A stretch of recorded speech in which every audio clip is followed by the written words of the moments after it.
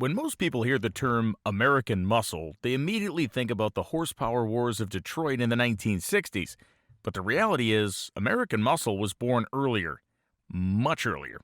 We're going to explore the history of the engine that can truly lay claim to the birth of American muscle.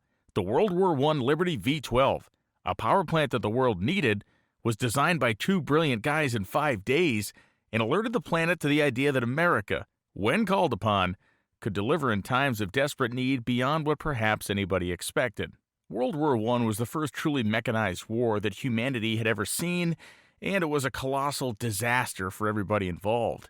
European countries were sending millions of guys to their doom in tactical moves that predated the modern weaponry involved, old empires crumbled, and the historic European powers were all but brought to their knees in what seemed to be a near never-ending meat grinder of combat that was largely a stalemate. But technology kept evolving both on the ground and more specifically in the air.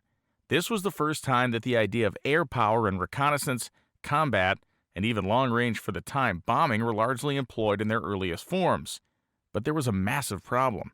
Beyond the human toll that the war was taking on everyone involved, there was the financial toll as well. England and France, a few years into the conflict, were teetering on the brink of complete financial ruination. Through the initial years of the conflict, the United States, led by Woodrow Wilson, stayed out of the direct fighting. Instead, the USA became a massive supplier of the arms the Allies desperately needed, as well as the financing to keep them afloat. In basic terms, the U.S. was a bank first and an armorer second. The Allied powers saw the United States as a nation that in many ways didn't know its own strength, and they thought that for good reason.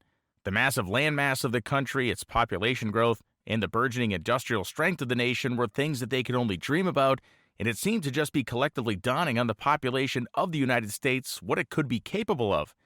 The country joined the war effort officially with the declaration of war against Germany on April 6, 1917, after the Senate approved the House resolution. The country was riled up, but there was a rather large problem. That same country was incredibly unprepared for fighting a war of any type, let alone a global conflict. The standing U.S. Army was comparatively tiny to the European powers, was wholly lacking in technology, and when it came to any semblance of an air force, we literally didn't have one. The country that birthed successful mechanical flight didn't give a rip about airplanes. Consider this fact. By April of 1917, the United States in total had produced 666 airplanes of any shape or type. Between 1908 and 1916, the United States government had invested a grand total of exactly $930,000 into the aviation industry. For that $930,000, the Army had a grand total of 224 airplanes, all of them training aircraft not designed nor fit to be used in any fighting capacity. Well, how about the pilot situation? Believe it or not, it was even worse than that. A total of 139 people had received flight training, and 26, yes, 26 total people were considered qualified pilots in training aircraft. The Army had two, yes, only two aviation officers in Europe, and only one of them, Colonel George O. Squire, was permitted to watch aviation activity from the front lines. Long story short, the U.S. was up the creek when it came to aviation. In May of 1917, a French delegation arrived in Washington to educate their American counterparts on exactly what was needed to help the Allies win the war in the skies over Europe, which was not exactly going well. At this time in history, the United States only had 4 companies that had ever produced an aircraft engine, and the ones they had produced were in very small volume, they were very heavy, and they lacked in power. Simply put, they weren't that good and basically were scrap when it came to being used in a combat aircraft. Now, by the time that French mission was done, a plan was worked out for the United States to, in a year's time, have 4,500 airplanes shipped to the front with 5,000 pilots and 50,000 mechanics. Following that, the monthly allotment would be 2,000 planes and 4,000 engines per month. All of this decided upon at a time when an aviation industry in the United States legitimately did not exist. On July 14, 1917, Congress passed one of the most incredible crash technical programs in the history of the country. 22,625 aircraft were called for and 45,000 engines. The price tag? $640 million, which was at the time one of the single largest expenditures the federal government had ever made. This is the modern equivalent of $16 billion. This program has been the subject of entire books of study, And while many, many, many millions of dollars went up in waste and graft and other nefarious ways, the foundation of a new industry of the country was about to be laid with all that cash. The most critical thing that the United States could help with right off the bat was with airplane engines.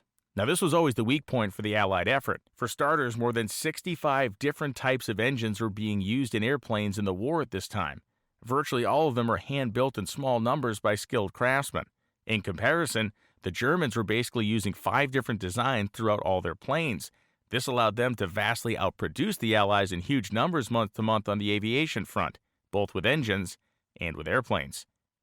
The really severe problem with the menagerie of engines being used by the Allies was the fact that there were few spare parts, all the mechanics had to be specially trained on all these different engines, there were virtually no complete spare engines, and there was no real hope of increasing production volumes in any measurable way. America had long embraced the idea of mass production for automobile engines and other commodities, so this line of thinking would need to be applied to an airplane engine, an arena that this approach had yet to enter in 1917. Faced with two simple options, one of which being the production of European designs in American factories, which had already proven a failure in at least one instance, or designing a new engine from a clean sheet that would be standardized and mass-produced, the second option was taken.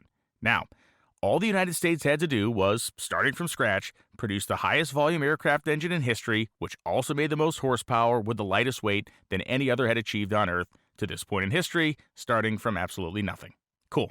Edward Deeds was the man appointed to run the aircraft production board, and he oversaw a massive portion of the budget that the government had allotted this program. While Deeds may have been the chief of the program, 2 other guys would be the central players in the creation of the Liberty engine. They were among the best engine men in the company, and their names were Albert Hall and Jesse Vincent. Hall was a brilliant engineer who had worked with some small car companies in the early 1900s before joining forces with Burt Scott to form the legendary Hall-Scott Motor Company in 1910. They produced engines for everything from cars to trains, and yes, they had made some aviation engines as well. Not for combat applications, but flyers nonetheless. Jesse Vincent was a pure-born mechanical genius. In his early 20s, he was a machinist and toolmaker in St. Louis, and then was hired as the, quote, superintendent of inventions at the Burroughs Adding Machine Company in 1904. Over the course of the next 6 years, he filed for and was awarded dozens, if not hundreds of patents. From late 1910 to 1912, he was the chief engineer at the Hudson Motor Car Company, and then from July of 1912 through August of 1917, he was the vice president of engineering at Packard, one of the most prestigious jobs in the automotive industry and perhaps in the entire country. Unbeknownst to each other, because they had never met or spoken, both Hall and Vincent had been playing with the idea of a V-12 engine in the years leading up to their unplanned union on the Liberty engine. They each had arrived at some of the same conclusions, which definitely made their design situation go more quickly and smoothly, and while they had never met, they did both know each other through trade journals and industry papers and held each other in the highest of esteem. In early 1917, Hall had designed and completed a V-12 called the A-8 that made 450 horsepower. In May of that year, he was called to Washington by the Navy on official business. Simultaneously, the French mission was visiting Detroit and surveying its incredible industrial power, looking at factories where engines could be made. They visited Packard, talked to Vincent, who asked dozens of questions about airplane engines. He showed off his own V-12 that was great, but too heavy and lacking in power for warplanes. Vincent then read a story about all the engines being used in European airplanes and was worried that the U.S. was about to make the same mistake. He asked his boss for permission to go to Washington and plead his case for a standardized engine, unknowing that the plan was already being worked out. Now here's where it gets kind of wild. Hall was already on his way back to California. During a stopover in Cleveland, he was handed a note and told to return to Washington. He returned, Deeds introduced him to Vincent, and the 2 men who had been in Washington to sell their own ideas were suddenly a team. And what a team they turned out to be. Deeds had a large suite in his name at the Willard Hotel in Washington, and the 2 men stayed there. They set to work immediately upon Deeds impressing upon them that there was not a moment to lose. By the middle of the first day, they had a working idea for a V8 engine. This idea would morph into a more modular design that could be used in a few different configurations, all the way up to a V-12. The 2 men requested draftsmen. They sent questions to the French delegation via telegram, and they worked non-stop for 5 straight days. At the end of the 5 days, they had a completed design which they presented to the Army Navy Aircraft Production Board at midnight on the 5th of May and got approval for 10 prototypes, 5 of the V-8 style and 5 of the V-12 style. Packard, perhaps at the behest of Vincent, agreed to shoulder the cost of the prototypes until the government could reimburse them. Now, ultimately, 4, 6, 8, and 12-cylinder liquid-cooled designs were approved, all with a 5-inch bore and a 7-inch stroke and a maximum number of interchangeable parts between them. Amazingly, by the 8th of June, billets were being machined into cylinders. A crankshaft maker in Ohio, the Park Drop Forge Company, was forging crankshafts, and 150 draftsmen at Packard worked 7 days a week, of course including the weekends, to complete specific manufacturing drawings.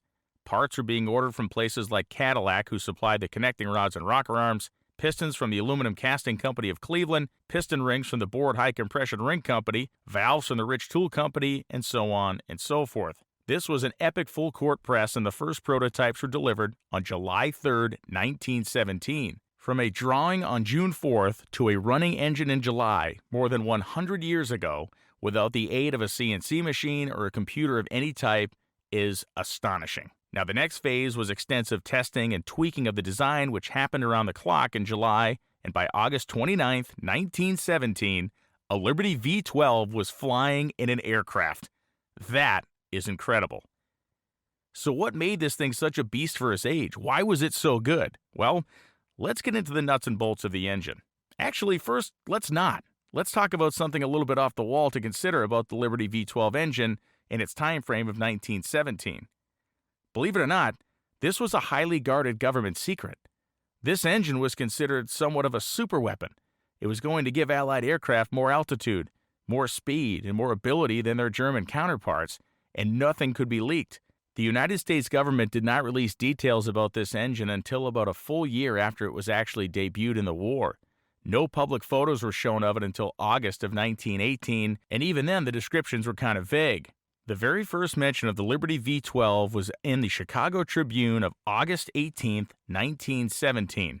And here's an excerpt from the story entitled, "Liberty Engine to Speed U.S. to Victory in Air." Subtitle, "American Machines Will Be Fastest on War Fronts." Dateline, Washington, D.C., August 17th. Special. America has succeeded in its first great step in the program for wresting the supremacy of the air from Germany. Motive experts of the Army, Navy, and other branches of the government who have been working night and day to perfect the most powerful airplane engine ever planned have triumphed. The Liberty engine, which American aviation experts have been praying for since the United States entered the war, has stood the test. It is an adaptation of principles underlying other engines on a glorified scale, and so constructed that it develops a greater horsepower and a lighter mechanism than anything that has ever been used on land, on sea, or in the air. The mechanism of the engine is being guarded with the greatest secrecy. Publication of its details would expose military secrets of the highest importance. All that can be said at this time is that the engine has proved by tests that it can drive a machine faster than any engine has ever been developed. Speed has become the vital requisite to control the air. The construction of the engine is so simple that its parts will be standardized with relative ease so that duplicates can be turned out by the thousands in shops now being used for the manufacturing of automobiles. With the perfection of the Liberty engine on standardized lines, aviation experts believe the United States can push its aviation program forward with rapidity. End quote. Now, I want to quote one more news story here about the engine, and this was released in September of 1917, about a month after the last one I just quoted. And it's interesting because at this point, the government is really kind of bragging on this accomplishment, and they're using it as war propaganda to let the Germans know that there's a big thing coming, and they may want to start to fold up their hand. The Fall River Daily Evening News, September 13th, 1917. Headline, "New Airplane Motor a Wonder." Subhead, Secretary Baker issues a statement on, quote, Liberty engine. Quote, "Brains of the country were pooled to bring about the greatest achievement of the war.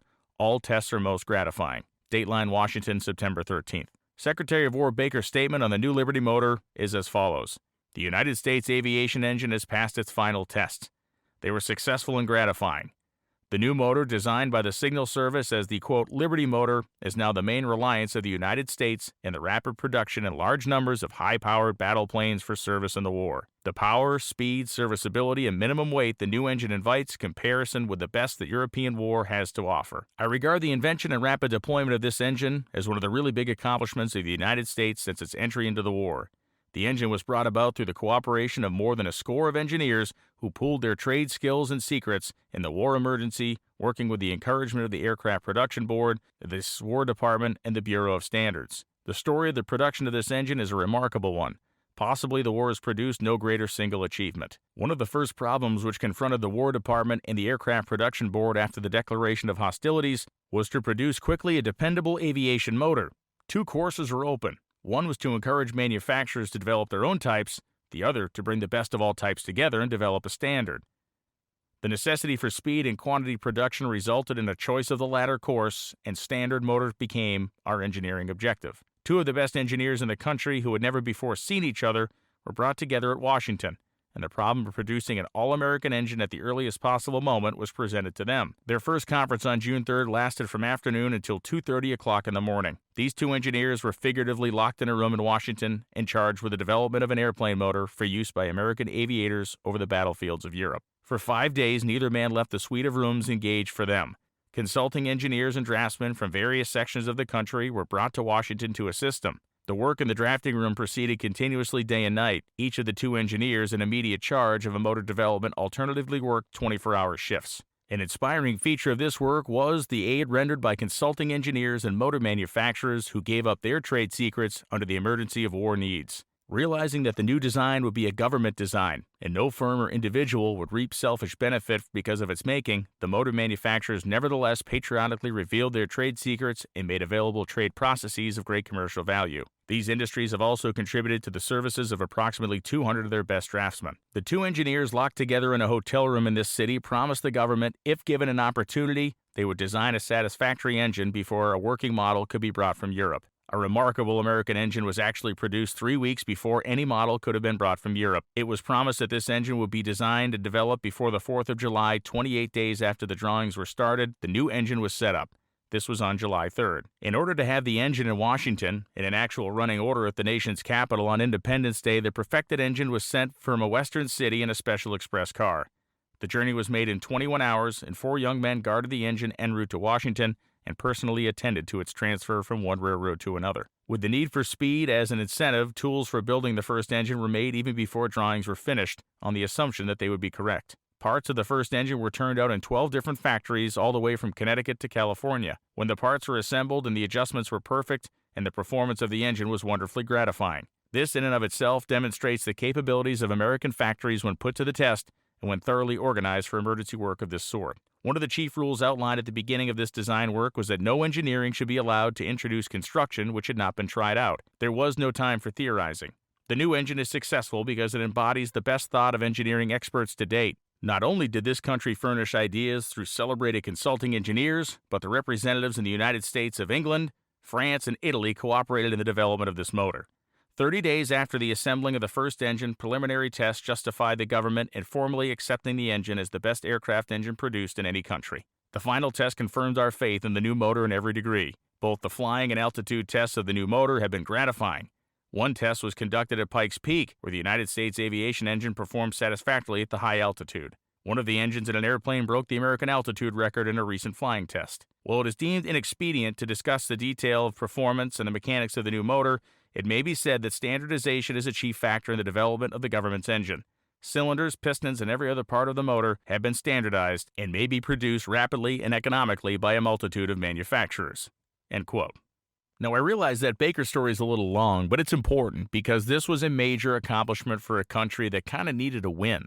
This was a way for us to establish ourselves on the world stage, and we weren't going to waste the opportunity to kind of rub it in Germany's face or to celebrate it with our allies. Now let's talk about production numbers. Of the 4-banger engines, only 2 were ever made. 52 6-cylinder examples were produced, and 15 of the V8 engines. The other V-12s? 20,478. Yeah, that was the one that hit the sweet spot. The 4-cylinder model weighed 398 pounds and made 102 horsepower.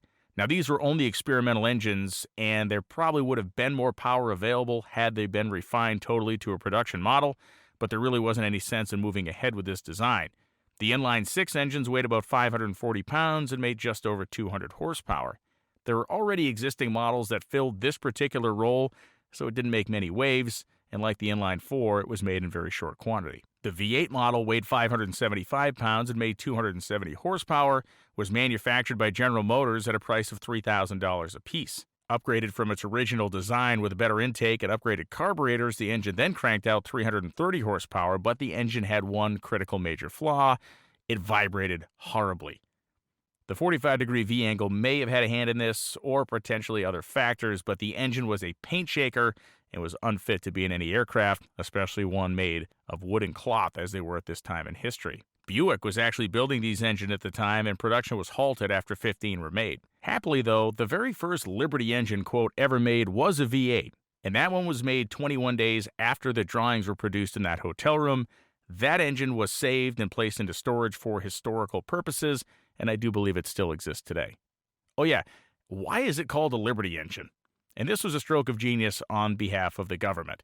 With all these different companies being involved, everybody wanted a piece of the pie, wanted their name on it somehow, but the jealousy that would have erupted would have potentially torn the project to pieces, so the government simply named it the Liberty engine. It was originally called the American Standardized Aviation engine, but the Liberty engine just sounded much cooler, so that's what they went with, and that's what I know about that. Now, we finally get to the big winner in this game, the 1,649 cubic inch V-12. Weighing 900 pounds, fully dressed for flight, horsepower production was right about 450 at peak, and running RPM was between 1,800 and 2,000 RPM. A 5-inch bore and a 7-inch stroke, a single overhead camshaft, and a cross-flow layout of the intake and exhaust valve were employed. Now, the engine combined the ideas that both Hall and Vincent had had for their own V-12s into one perfect masterpiece. The ignition was a distributor type, which was controversial, as magneto-type ignitions were much more common this time on airplanes, but there was a bit of a catch here because it was a Delco system, and Deeds, who was running the show as part of the aircraft production board, kind of was an executive with Delco, and so we know how these things work. Anyway, it used a pair of distributors mounted on the end of the camshafts, along with a battery and a generator to make the spark. Aluminum pistons on large fork connecting rods were attached to a forged steel crank. The crankcase itself was of a split design, as you can tell from these photos. The camshafts were gear-driven off of vertical shafts with Hall Scott supplying all the necessary gears. The engine itself did not use any belts or chains. Everything was run through gears for the sake of reliability. Initially, a scupper-style oiling system was used, but this was quickly replaced with a pressure-style system once the engines were in production and making maximum power. Bearings and other reciprocating parts were beefed up over time in early production, and there were also parts redesigned as the power levels rose as well. Now, the most important element of the design of this engine was the fact that both Hall and Vincent were directed to the fact that they could not invent anything with the Liberty. Any and all systems used in the design had to be existent and proven in some other engine. That being said, the two guys were able to integrate all of the best ideas in the world into a single engine to make it more serviceable and manageable than anybody had ever designed at the time. Quoting from the 1968 publication The Liberty Engine, 1918 through 1942, we look back at some quotes from Jesse Vincent. I quote now from page 24. Every feature going into the Liberty motor had to be thoroughly proved out in Europe and also by experimental work in this country. I had personally spent 2 years at the Packard factory developing the improved type of valve action that was used in the Liberty motor, as well as the light steel cylinders, the water-jacketed intake headers, the two-part box section crankcase, and so on through the list of features which are well known as being important of the Liberty engine. On account of the experience which I had gained at the expense of the Packard company, I was able to contribute the following major items of design. Steel cylinders of the Mercedes type of construction, but designed for rapid production. Camshaft and valve rocker arm construction. Intake header and carburetor arrangement. The 45-degree included angle of the cylinders. The water pump design, location, and drive, including the self-take-up on the stuffing box, the connected rounded bearing design, and the oiling system finally adopted, including full pressure feed, no grooves in the bearings, and triple oil pump to accomplish a dry crankcase. The Hall Scott Company, including E.J. Hall, were also happy about the things that they helped contribute to the engine. Quoting E.J. Hall, "It's a noteworthy fact that the experience obtained from the manufacture of the production A5, A7, A7A engines brought out many features and principles embodied in the Liberty engine. Several of those were special heavy-duty aluminum pistons. This design was never used to our knowledge in an aviation engine. The method of camshaft drive, which resembled in a great many ways the Mercedes drive, excepting that the camshaft was entirely enclosed, which at the time the Mercedes was not. The special method of drawing water from the exhaust valve side of the cylinder, which tends to equalize the heat distribution in the cylinder. This is clearly a Hall Scott feature and was one of the things that led to the success of the Liberty cylinder. The Hall Scott crankshaft was used throughout all engines, and the bearing diameter proportioned to as the horsepower carried on various types. It was a noteworthy fact that this same shaft with the correct proportions to the horsepower carried by the Liberty engine was installed in that engine as well. In fact, all the Hall-Scott dies were used in the production of the first Liberty engine. The direct-drive feature of the Liberty engine was one of the greatest reasons to the success of the engine. The design insisted upon by our own Mr. Hall at the time of designing the Liberty and approved by Mr. Vincent only after Mr. Hall agreed to take the entire responsibility in the event that the direct-driven job should fail. Lastly, there are great examples of different design features in this engine used in other engines around the world. For instance, the 5x7-inch cylinder, which could be used by Curtiss and Lorraine Dietrich, as well as by Hall-Scott. The cylinder design itself was based on a Mercedes, a Rolls-Royce, and Lorraine Dietrich. The camshaft was based on the Mercedes, Hispano-Suiza, Rolls-Royce, Renault, and Fiat designs, as well as Hall-Scott. The 45-degree angle was used by Renault, as well as Packard. The Delco ignitions were used in hundreds of thousands of cars. Die-cast aluminum alloy pistons were strictly from Hall-Scott. The 4 connecting rods were used by De Dion, Cadillac, and Hispano-Suiza. The crankshaft design was used by Mercedes, Rolls-Royce, Curtiss, and Renault, as well as Hall-Scott. The Vincent design crankcase was very close to the one used by Mercedes and Hispano-Suiza. The original lubrication system and the redesigned system were similar to that of Rolls-Royce. The water pump design and carburetors were all pretty standard issue stuff. Now, this engine was very simple to maintenance, swap parts on, and otherwise repair. It was simple, it was robust, and it was pretty easy to produce. The individual cylinder jugs meant that the damaged ones could be thrown out and swapped out with new ones. The fact the crankcase was in 2 halves made the engine easy to service on the bottom end, and the direct drive propeller off of the crankshaft meant that there was no complicated gearbox to deal with. Now, the cylinder jugs were also unique in the fact that they had welded-on water jackets surrounding them. As this was a liquid-cooled engine, you'll learn more about those cylinder jugs in just a minute. The Liberty V-12 was the best airplane engine in the world when it came out, and it was the product of 2 guys at the top of their game and an American industrial giant just starting to feel its oats. But the production of the engine probably is the most fascinating part of the whole story. The Aircraft Production Board went to a couple of large companies that were not going to be part of the production program and asked them to run the numbers on the cost to build these engines as a neutral party and how the contract should be structured. Roland White of the Cleveland Automobile Company and Henry May of Pierce Arrow were among the group appointed by the Secretary of War to do this math. Now, the guys settled on a cost of $6,087 with an added-in profit of $913.05 per engine, making the whole thing basically an even $7,000, which would be billed to the government for each one produced. Now, the complications of producing a standardized engine through many different manufacturers and factories were manifold, and they were difficult to overcome. Quality and tolerance inspections were relentless at every plant to make sure things were being made within spec and in complete uniformity with the other outfits making the engines. Additionally, because so much weight had been taken out of the engine, it was making large power in a pretty fragile condition, so the quality of the inspections were also warranted to keep failures in the already thin safety margin built into the engines and have them be proper the whole way along. It was also needed because if Ford built one Liberty V-12 and Packard built another, those 2 engines needed to be serviced identically with these same parts, and if the same specs and tolerances weren't being used across factories, that would be an impossibility, and the Allies would be faced with basically the same situation they were trying to dig themselves out of by having specialized engines that needed specialized parts.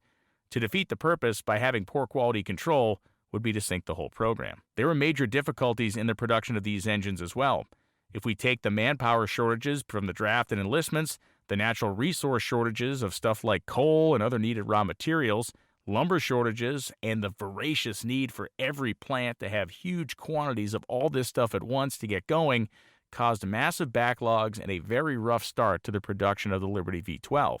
Now, eventually, everybody overcame it, but the start was immeasurably delayed because people simply couldn't get their hands on the materials they needed to make the stuff they were contracted for. Now, there was also an incredible stream of design tweaks and changes that would arrive, sometimes upwards of 100 per week. Now, remember, this engine was designed on the fly, so as things were done and made, they were improved real time, which caused manufacturing engineers to stroke out, making changes constantly and lousing up production schedules to no end. Of the 20,784 Liberty engines made, 980 made it to England before the armistice, and 405 to France. Now, both countries did receive thousands of these engines post-armistice, but this does provide a pretty interesting perspective on just how quick the war came to an end once the United States entered it. So of those 20,784, who built them all? Packard built 6,500, Lincoln built 6,500, Ford built 3,950. GM, through Cadillac and Buick, built a total of 2,528, and the Nordyke Marmon Company built 1,000. Now let's talk about Packard, Lincoln, and Ford and their role in making the majority of these engines. Heck, the Lincoln Car Company would not exist without the Liberty engine, and I'll explain that in a minute. In terms of Ford, their production story was interesting. Contracted for 5,000 engines, a slow start, and the armistice, they only made 3,950, but in Ford fashion, they found another way to make a pile of money on this project. Stick around for a minute on the full explainer regarding that. Now, Ford could only use about 1,000 of their 14,000 automotive engine machine tools on this project, so massive orders for machine tools stressed an already sluggish industry on that front. Ford bought 1,500 new machine tools alone. Now start multiplying that and understand how swamped every aspect of manufacturing was at this time. Ford sent his best mechanics to the Liberty project as well as only using his premier suppliers. At peak, Ford had 11,288 people working on making Liberty engines. This was in November of 1918. That was the month of the armistice, and on Armistice Day itself, the plant sent 75 completed engines out the door. It should be noted that Ford was ramping production up to 100 engines a day by December, but it never quite got there. So how did Ford beat the system on his Liberty contracts? The cylinders. The Ford process of cylinder forgings made from steel tubing was the fastest and most accurate method to make them, and their electric welding of the intake and exhaust elbows to the top of the cylinder itself was a super innovative method for the time that saved incredible amounts of manufacturing time and money as compared to other methods which heated the entire dome of the cylinder, which often caused it to deform, which would then trigger the need to have the whole thing remachined. Now, because Ford's method was so much better, the company was tapped to manufacture all the cylinders for every Liberty engine, including any replacement or spare inventory. They racked up hundreds of thousands of cylinders over the course of their manufacturing time. Ford also solved a bearing issue of the engine by creating a machine to make special bronze-backed Babbitt line bearings for the crank and rods. The machine Ford created used centrifugal molding to create the bearing, and these instantly removed any issues from the early production units on the bottom end. They also became a standard part on all Liberty V-12 engines. Let's move on to Packard. Now, that company had been testing and playing around with airplane engines since 1914. Tested through 1916, their 908 cubic inch V-12 just didn't have the power or lightness needed to be effective in a combat plane. The fact that Packard carried the bill for all the early testing and building of the first 10 prototype engines put them in a good place for manufacturing. The hard testing done on these early engines helped to rapidly speed the final design and spec of the finished product. Like Ford, Packard was slow to start production but really got roaring once all the pieces were in place. The big problem is that Packard got the raw end of this deal and kind of in the whole process. The company had been at the vanguard of the project, had taken a financial hit early, and long before anybody else, they had agreed that their notoriety was not going to be built on the success of this engine. It would be a group effort, and they would have simply played a part. Now, they were actually taken advantage of, and other people took credit for a lot of the things that Packard had done and invested in. Ultimately, as so often happens in life, being selfless didn't help Packard in the end. The most fascinating part of the manufacturing side of this saga is the story of Lincoln. Henry Leland and his son Wilfred were among the most powerful people in Detroit. Henry was running the Cadillac division of GM when he approached fellow GM brass about going heavily into Liberty engine production. When the company balked, he jumped ship. Literally, he quit. Now, is this an overt act of incredible patriotism? Heck no. This was a very smart move of a very smart capitalist. Now, Leland had visions of running his own operation, taking the lessons learned at GM and applying them for himself. Simply put, he wanted to be the top of the organizational chart, not one of many other people. Now, what better time to jump when the government would build your factories, help you hire your people, and underwrite the expenses with loans carrying a long-term and almost no interest. Resigning in May, Leland formed the Lincoln Motor Company in August and signed his first contract for 1,647 engines at the end of that month. A new plant was started in September and finished in February. It was 1,275 feet long, 68 feet wide, 4 stories tall, and had 615,959 square feet of floor space. To build engines? Yeah, for now. Within a year, Lincoln had 6,000 employees and was cranking 50 engines a day. Now, turnover was high at his plant until the government put out a work or fight order that was given to basically all able-bodied men in the country, and suddenly, finding people wasn't such a big problem. In December of 1918, the month after the armistice, Lincoln made 1,301 engines. The week of Christmas to New Year's, they made 378 of them. On December 30th, 86 engines were shipped in one day, and for the year of 1918, the company produced 5,850 engines. Leland was quoted in many Detroit papers about his patriotism and the reason he was dedicating himself to this cause of building the Liberty engine, and he did do a fine job, but he also built that factory not with the design of simply being an engine factory. He built that factory with the design of building motor cars, which we all know he did. And the Lincoln Motor Company exists solely today because Leland saw an opportunity to get off the Cadillac bus and start his own business with a bunch of greatly subsidized work, and it worked. And don't get me wrong, I'm not blaming the guy. It was a pretty brilliant move for him and his son to step off the Cadillac train, start an engine company, and then convert it into making their own automobiles, an industry which they had been in, his son since he was a child, and his father since, well, the dawn of the automobile era, totally. So now the next question is, what did these engines power? Now, most of the Liberty engines went into the noses of de Havilland DH-4 bomber observation planes. Now, these were not the most heralded planes of the war, but they were serviceable and did a fine job. They were sometimes referred to as flaming coffins, but were really no better or worse than any other early warplane regarding safety or protection. They did, though, have a pretty good hot rod engine in them. The 4,486 DH-4 planes built in America during the war were a pretty good number. 3,431 of them were shipped in various phases across the ocean. No, they didn't somehow single-handedly turn the prospects of war more than the U.S. soldiers did, but they had a positive effect on the morale and fighting strength of the Allied air power campaign. So, what do you do with about 20,000 V-12 airplane engines for a war that was over when the majority of them were still fresh off the production line? Something that has been a national defense secret for a year was suddenly kind of a nuisance. Thousands and thousands of unused engines were littering airfields and bases around the country.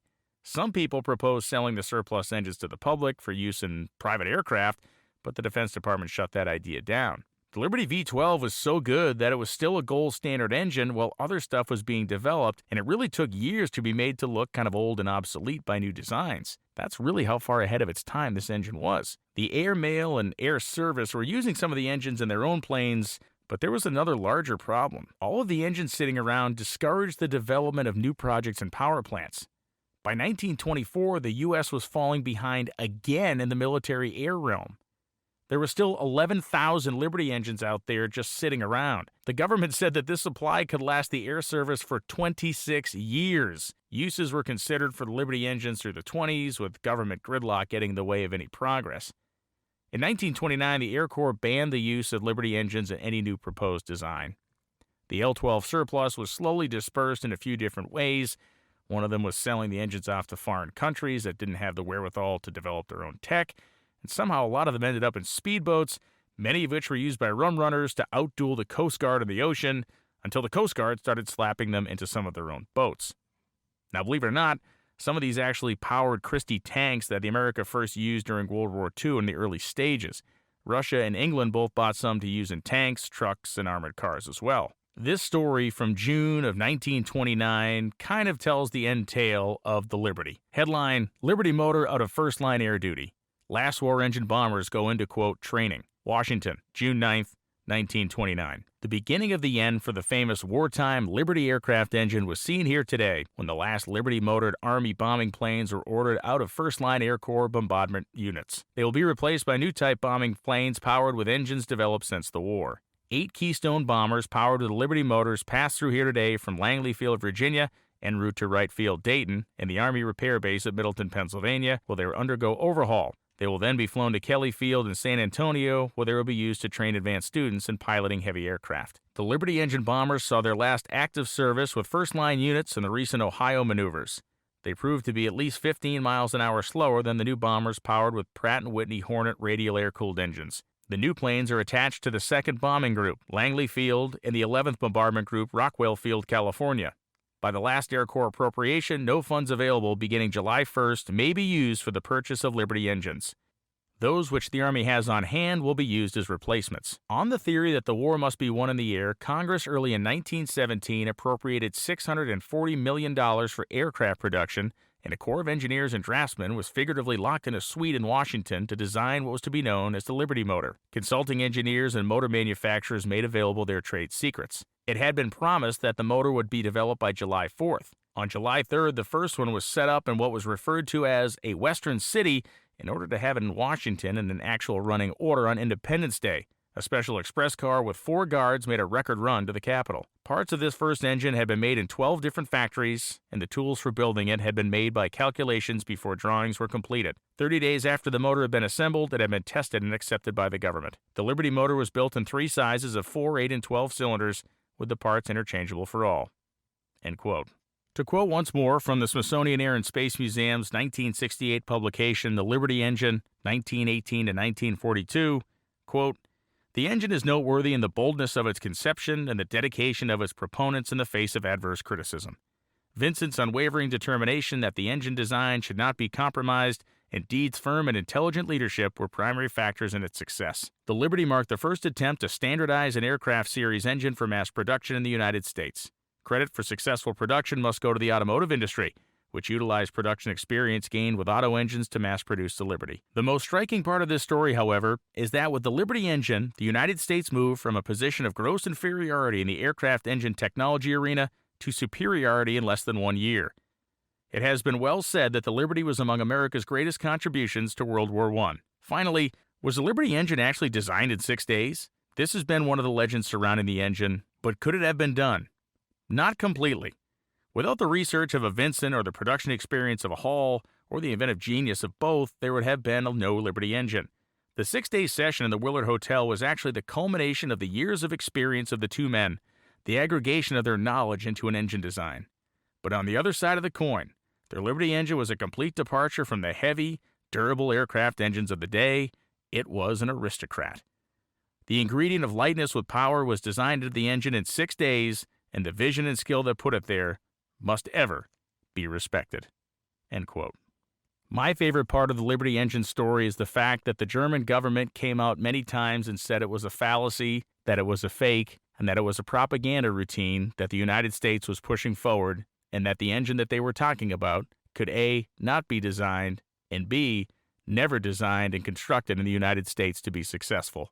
Oh boy, were they wrong. This is the birth of American muscle. This was the engine that was the lightest, most powerful piston-powered machine in the world at the time of its construction, and as you've learned, it came about pretty rapidly. Thanks for watching. Stay tuned for more gearhead, historic, engine, and hot rod-related content. I'm Brian Loans. Thanks again.